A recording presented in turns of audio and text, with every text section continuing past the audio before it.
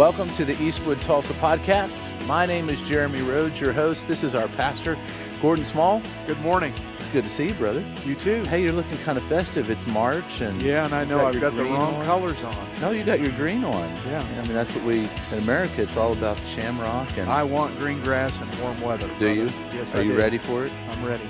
It's been a little bit cold here. I know across the country, it's been a wet, cold winter. Yeah, we were away from our worship on the 3rd of this month because of snow. Yeah, we had to close it up. We had that ice.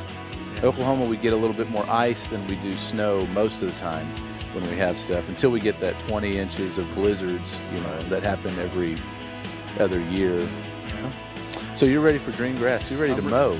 No, I'm ready to play golf. Oh, you're ready to play golf? Hey, the golf course by my house, those guys have been playing. Those are called fanatics. Those are called crazy people that play no matter what. Now, wait a minute. You were a golf pro, so why do you call them fanatics? Well, because they play when you really shouldn't be playing. Like temperature-wise? Temperature-wise, grass-wise. Well, see, I was spoiled. You were spoiled. You go out only in fair weather. I'm a really bad golfer. You've seen me in action. I've seen you. It's really, really bad. Right. Yeah, it's definitely it's not bad. But I thought the best thing I could do, though, is I could hit a ball and go out on a really windy day, because then it carries the ball even further. Downwind, but into the wind. Yeah, I don't know. You don't. I knew not to hit it into the wind. It'd come back at me, and I would hit myself. I would be the only person in the world that could actually hit myself with a golf ball by hitting it one direction and coming back, knocking me in the other way. Golf is just not my deal. Yeah.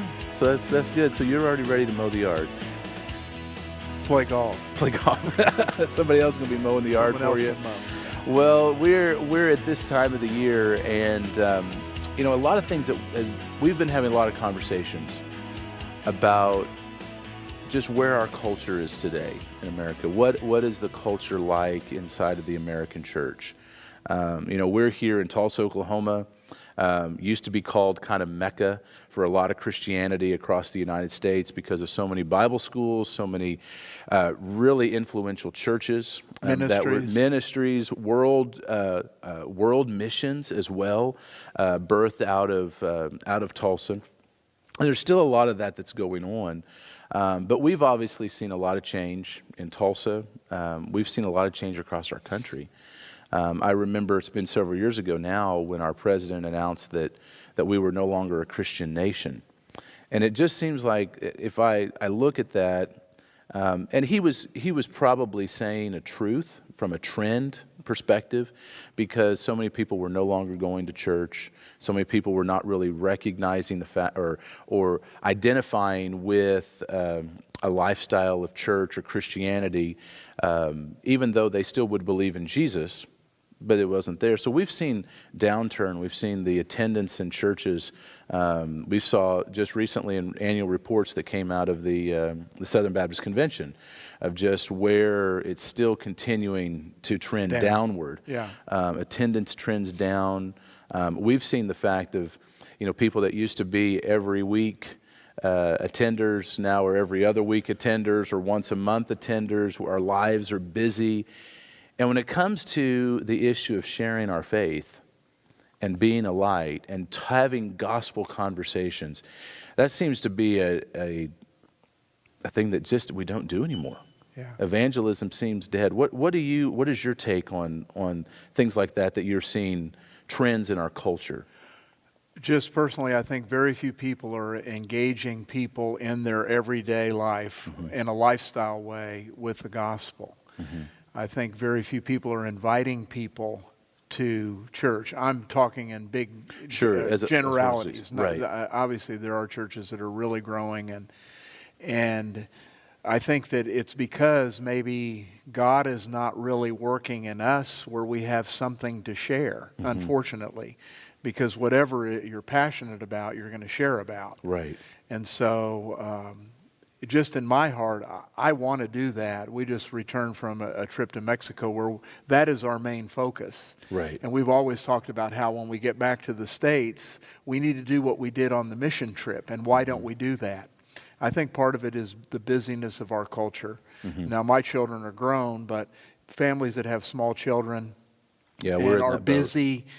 So you have to make sharing Jesus or sharing your faith, gospel conversations, part of everything that you do. Mm-hmm. You can't just do it once in a while Right. or on a push, an event with your church. It has to be a lifestyle. A lifestyle that, Yeah, that you comes have to in. do it all the time. And, you know, are the days of the big, like Billy Graham crusades and some of those, are those days over?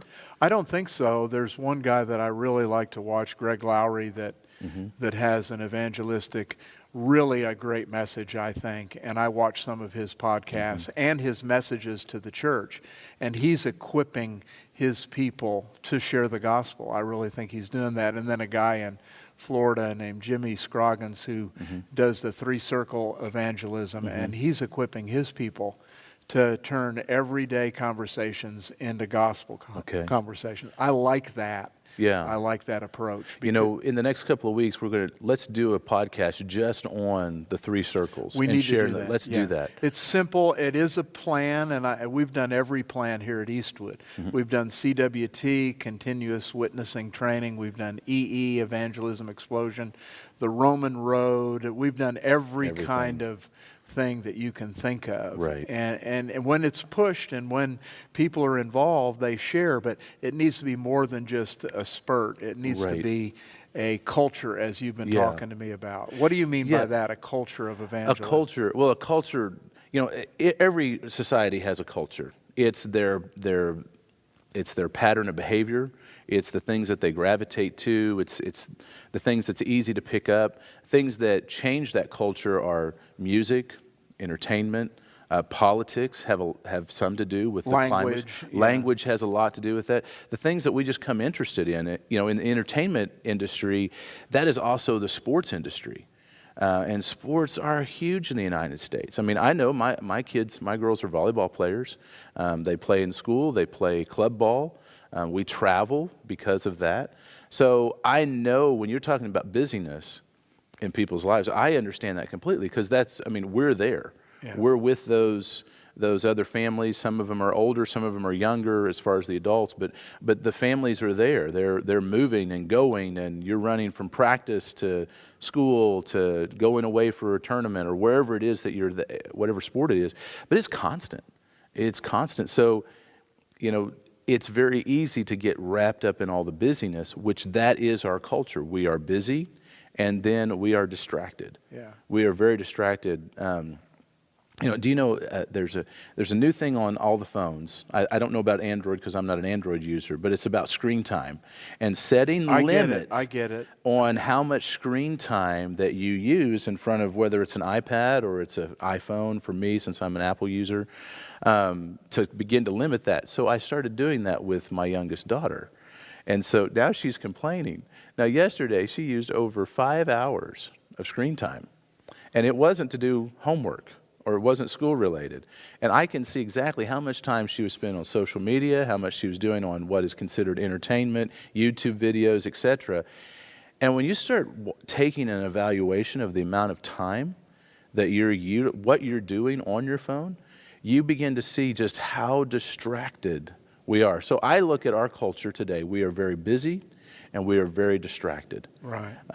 We could maybe call it an ADD type of a disorder in our culture. But because those things are there, then things like the gospel, things like our walk with God, those types of things that we as believers should be really passionate about, we're too busy to talk about it or we're too distracted to talk about it. Yeah, and let me jump in and say that a verse in the book of Acts, chapter 20, arrested me, really got my attention, where Paul is traveling from city to city, and he's not going to see the Ephesians anymore, and he tells them that. And he says, but now I go bound in the Spirit is what the translation I use says, but that's also compelled by the Spirit or constrained by the Spirit. And I know that bonds and imprisonment and trials and everything await me, but I don't count my life dear to myself that I might do that. And I think that spirit of that focus that he had, now obviously he didn't have a wife, he says, he didn't have a family, so he was single-minded in that. But somehow that has to be in us, where we have an inner love for people and a love for the Lord, mainly our love for the Lord and what He's told us, and we share that message. I think it would have a huge impact on people. Impact. But we're not there. We're not there. Right. And like you said, those other things, they take us in the opposite direction. Right. Yeah. Yeah. We've been talking about how do we, in a way, have a catalyst for culture change just inside the church, to where we come back to, we could call it the basics in a sense, but coming back to a lifestyle of evangelism, a lifestyle of sharing and inviting again. You wrote a blog post on Alzheimer's, and your grandmother suffered with that. It was in my family. And I thought about that before, that it's like we have spiritual Alzheimer's. We don't remember the basic gospel and the command of Christ to go into all the world and preach the gospel and to make disciples. And so I think we have to be reminded. I think it's healthy that as a pastor I remind the congregation, this is your focus. Right. This should be your focus. And in everything that you do, Jesus needs to be coming out, as your treasure.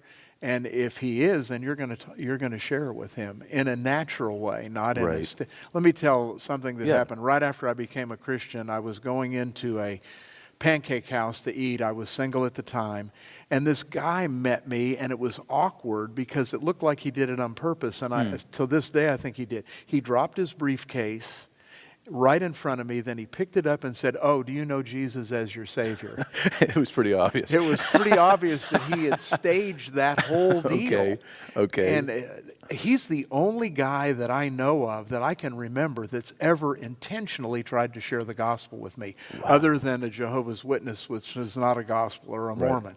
And it was so awkward, but I was a brand new believer, and I wondered if he knew that God was leading him to drop his briefcase there, because he was sharing with someone that was and I was sharing my faith at that time all the time. So I didn't really need that witness, but we need to be natural and filled with the Spirit and ourselves and our personality, and share Jesus, not to be bumbling like that guy was. With the gospel. We have too great of a message to do that. I'll tell you about a conversation I had recently. A friend of mine invited me over for dinner, and his fiance was there, and she has daughters from a previous marriage. And so I got to meet one of them for the first time. So we were sitting down to dinner, and unaware, I didn't know this. I did not know that one of her daughters, who was, she's about 18 or 19 years old, she's very strong atheist. Well, I didn't know that. So we're sitting here at dinner, and then we just began to have conversation about Christ, and just natural around dinner, and I didn't know that. And I began to talk about a situation that I had recently been a part of in talking with someone who was just struggling at an older age of having no significance. They felt like their entire life was wasted. And they felt this shame, this deep shame in their life. And so I was talking about the importance of having Christ as the center of our life. So that's all we were doing. I didn't know that conversation had an impact on was her. Having such an impact. So later I heard back from my friend, and he said, "You do not know what that conversation was like." The whole way home, all they talked about was, she was like, "That really made me uncomfortable. I can't believe they would talk about that." But she said, "But I really like that guy. He was real sincere and genuine." And that was the natural part. We were just having a conversation. There wasn't anything. I didn't become preachy. I didn't become Bible beating. I didn't trying to stuff Jesus down your throat, or turn or burn, all of those, those Maybe things. It was good you didn't know that was her belief system. Right. Because you might have geared your conversation or tried to steer away from that. Or maybe be a little bit like withhold, or kind of just hold back a little bit instead of just being able to share openly. And that's where I know that when what we are passionate about, we talk about. That's my point. That's my point. I mean, my dad was a fisherman. He was passionate about fishermen. And what did he do? He hung around with a lot of other fishermen, and they told stories that are just crazy. You know the old saying, are all fishermen are liars, but not all liars are fishermen. Right? Something like that. I don't know what it is. Something close to that. Yeah. But they would talk fishing for hours, and it would just exhaust me because I was not that passionate about fishing. I love to go fish, but well, let me I'm not tell gonna you do my that. story. Can I tell you my story? Tell me your story. I went to get my oil changed here in town, a couple of miles, 1.5 miles from the church, and I knew that the girl checking me out was probably Spanish speaking. It's a Spanish speaking area, but I didn't say anything to her in Spanish. And I speak Spanish, so that's usually what I do right away, but I didn't say anything to her. And when she checked me out, she took me out to the car, flipped the hood up, and on the way out I said, "Hablamos español? Do we speak Spanish here?" And she said yes, and everything changed in that one moment just by saying 2 words in Spanish. And that led to a short witnessing opportunity with her. But I began to think about how easy it is for us in our culture to miss an opportunity like that. Even if we said hola or how are you in Spanish or where are you from, and showed some interest that we could turn the conversation into gospel. Of course, I use little Bibles that help me to open the door to that. Yeah. So I wasn't trying to do that. It just was natural. It was natural. Yeah. So it was natural. Barna did a study just recently, really focused on the Z Gen, which is this youngest generation, that is now after millennials. And they made a staggering kind of stat that came out of that, was that most Z Gens believe that you should not talk about your faith with someone of a different faith. Then that's coming around, because when I was a kid, that's what I was told in the church I was raised in. You don't talk about religion with other people. That's a private matter. Right. Yeah, and I think that's a part of it. So this youngest generation that's coming up, they're now going to college, they're still in high school. That they're looking at it going, well, you don't share your faith. You don't talk about your faith. Again, maybe it's a private issue, but you certainly don't proselytize to another faith for someone to convert to your faith. Right. So as a Christian, then I wouldn't talk to a Muslim, I wouldn't talk to a Hindu, I wouldn't talk to a Buddhist, I wouldn't talk to anybody other than another Christian, who would have like faith like I would. Then we're not doing very well in sharing the message that, yes, we do that in a way that doesn't seem too abrupt with them. Yeah. So there's a lot then in our culture that we're going to have to overcome in our thinking and in the way that we act in order to really begin to share.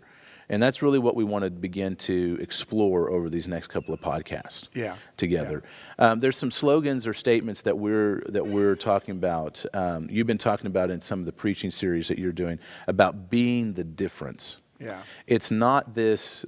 I think a lot of times we think that, I've got to do everything perfect. I've got to do everything right.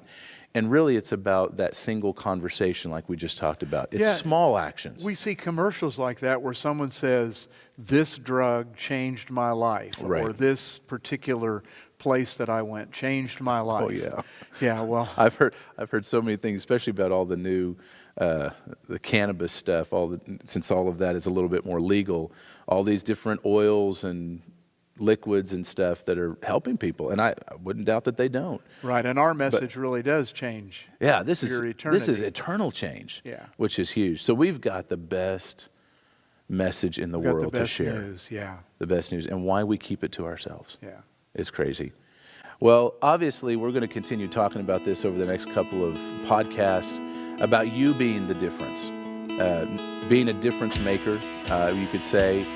But there are some specific things that we want to talk about over the next several episodes, especially like 3 circles. That's going to be awesome. There's a great app for that that can help you in those conversations to empower you to begin to having gospel conversations as a natural part of everything you do in your life, to where sharing and inviting becomes normal again, if you will. So we're really glad that you joined us today. Thank you. Hey, I wanted to let you know of something that you can do today, and that is to download the Eastwood Tulsa app. You can go to your app store if you're an Apple user, or to Google Play if you're Android. Just search Eastwood Tulsa, and that will come up. It's free. download that app today. We have some great things for you there. All the media, all the podcasts and stuff that we do here, everything else that's going on here at Eastwood is there. Also, just things that come to you every day to encourage you.